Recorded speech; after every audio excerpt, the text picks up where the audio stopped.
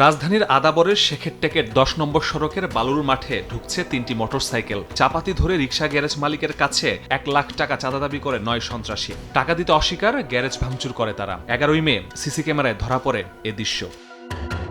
Shekhertek unit BNP অফিসও ভাঙচুর করে একই দল, ভেঙে ফেলা হয় বিভিন্ন জিনিসপত্র।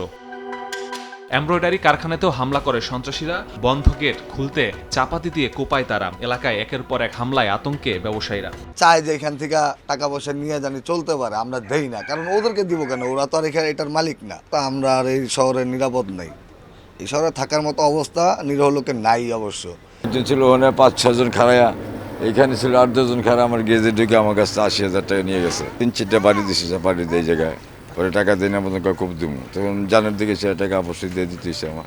চাঁদা না পেয়ে চাপাতি দিয়ে কুপিয়ে রিকশার গ্যারেজ, এমনকি বিএনপি অফিস ভাঙচুর করেও ক্ষান্ত হয়নি সন্ত্রাসীরা। এই ঘটনার সিসিটিভি ফুটেজ সামাজিক মাধ্যমে কেন ভাইরাল হলো, সে কারণে ভুক্তভোগীদের এখন প্রাণনাশের হুমকি দিচ্ছে তারা।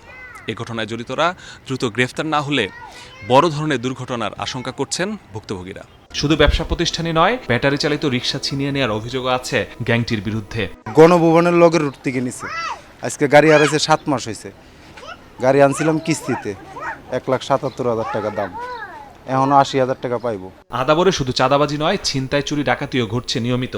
সম্প্রতি মনসুরাবাদে এমব্রয়ডারি কারখানার সিসিটিভি ক্যামেরার তার কেটে তালা ভেঙে লুটপাট করে দুর্বৃত্তরা। তালা ভাঙার পর যখন তালা গেট খুলতে পারে নাই, তখন গেটটা ভাঙছে, কিছুটা জায়গা কাইটটা প্লাস দিয়ে টান দেওয়ার পর ভাঙে ওই দিক দিয়ে হাত ঢুকাই দিয়ে গেটটা খুলছে। ভিতরে খুললা পরে যে কারেন্টের তার, মিটারের তার তোর যা আছে, যে মানে মেশিনের যে কম্পিউটার, মনিটর, এগুলি পাসপোর্টে অনেক কিছু নিয়ে গেছে।